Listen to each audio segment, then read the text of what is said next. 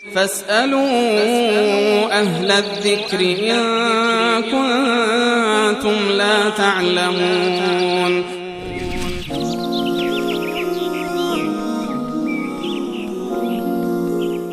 دوست عزیزم از آلمان در مورد این پرسیدن که سوره فاتحه واجب است یا فرض در نماز.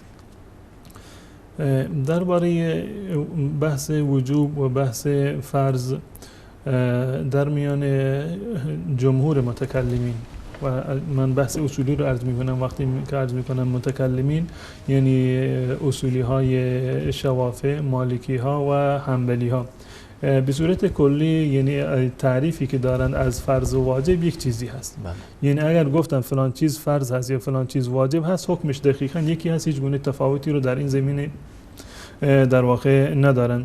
منتها در میان فقها و اصولی های احناف در این زمینه یک تفاوتی رو قائل شدند که میان فرض و واجب یک نوع تفاوتی قائل هستند و این برمیگرده به نوع دلیل، برمیگردد به نوع دلیلی که در واقع این حکم را ثابت کرده.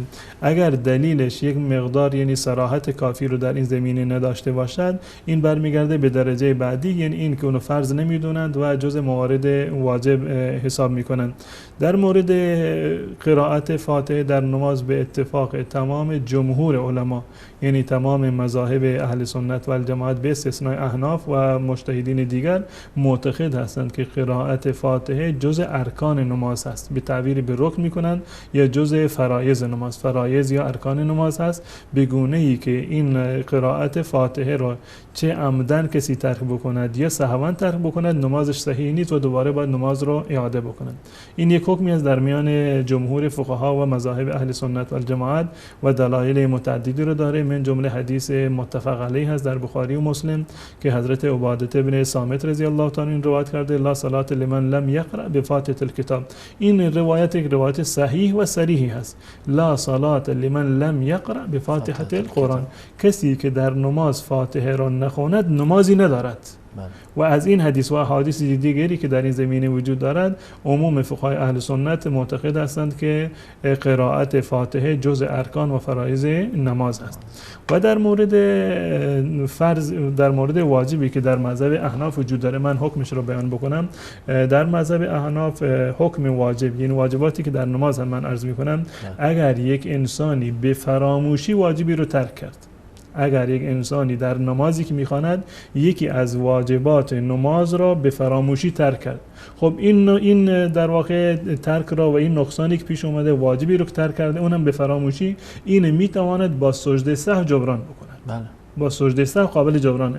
فرض بکنید یک فردی نماز 4 رکعتی میخواند، در 2 رکعت اول در تحیاتش ننشست، فراموش کرد ننشست، در آخر سجده سهو بکنه، نمازش کاملا درسته. اما حتی در مذهب احناف اگر کسی عمدن و قصدن یکی از واجبات نماز رو ترک بکنه، نمازش باطل هست. اگر عمدن باشه نمازش باطل است. یعنی سجده سهو جبران کننده نیست در این صورت اگر عمدن باشه. به طور مثال اون گونه که در مذهب احناف درباره قرائت یک نوع تفسیری رو خواهد شدن، معتقد هستند که اصل قرائت فرضه. اصل قرائت یعنی مطلق قرائت فرضه. یعنی این چی که مطلق قرائت یعنی که تفاوت نداره، شما چه فاتحه رو بخونید چه سوره دیگر رو بخونید. وقتی که یک سوره از قرآن رو شما در نماز خوندید، یعنی این که رکن نماز و فرض نماز رو انجام دادید و قرائت فاتحه رو جز واجبات میدونند. این تفاوتی که در میان مذهب احناف و بقیه مذاهب وجود داره. منتها من این عرض کردم که در مذهب احناف هم اگر کسی عمدن سوره فاتحه رو در نماز ترک بکند، نمازش باطل هست و دوباره باید اعاده بکنه. همچنین و این حکم موارد فرض هست در مذهب احناف. اگر به صورت فراموشی از یاد انسان رفت و این ترکش کرد، نمازش درسته، با سجده سهو قابل جبران هست. اما اگر عمدن ترکش کرد، در این صورت در واقع نمازش قابل جبران نیست. این در واقع یک نوع توافقی است در میان مذهب جمهور و مذهب احناف در این زمینه وجود دارد و قول راجح در اینجا که با توجه به صراحت دلایل و احادیث که و صحت احادیث که وجود داره این است که و به خاطر اینکه از این اختلاف ما خارج بشویم، قرائت فاتحه یکی از ارکان و فرایض نماز هست. اما از اینکه این نماز فرضی باشه، نماز سنتی.